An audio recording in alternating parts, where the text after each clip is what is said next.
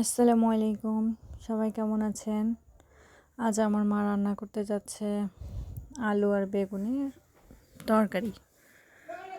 ভাজিও খায়, তরকারিও খায়, যে যেভাবে খেতে পছন্দ করে। আমরা সাধারণত এই লম্বা লাল কালার বেগুনটার তরকারি খেতে খুব বেশি পছন্দ করি। মা কাটে নিয়ে সুন্দর করে ধুয়ে নিয়ে পরিমাণ মতো সব ধরনের মশলা দিয়ে দিচ্ছে। যে যে মশলাটা খেতে পছন্দ করবেন, আদা বাটা, জিরা বাটা, মরিচ বাটা, হলুদ বাটা, পেঁয়াজ, তেল, লবণ দিয়ে সুন্দর করে দিয়ে মা মশলাটা ভুনায় নিচ্ছে। আরও আদার্স কেউ যদি কোনো মশলা খেতে পছন্দ করেন দিয়ে থাকবেন। আমরা সচরাচর এভাবে করেই খাই। যে তারপরে সুন্দর করে কষাই নিচ্ছে। মা প্রেশার কুকারে দিছে যাতে তাড়াতাড়ি হয়ে যায়। তাড়াতাড়ি হয়ে গেলে আমরা সবাই তাড়াতাড়ি করে খেতে পারি। দুপুরে রান্না তো, তাই।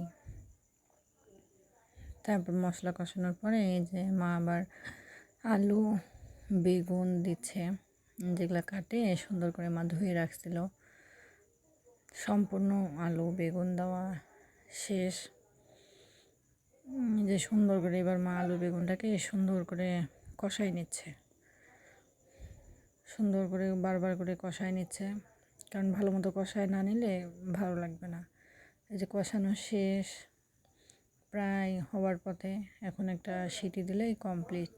এই যে আলহামদুলিল্লাহ আমাদের বেগুন আলুর ঝোল কমপ্লিট। ঝোল তো না, একটু মাখা মাখা। প্লিজ সবাই চ্যানেলটাকে সাবস্ক্রাইব করে দিয়েন, একটা করে লাইক করে দিয়েন।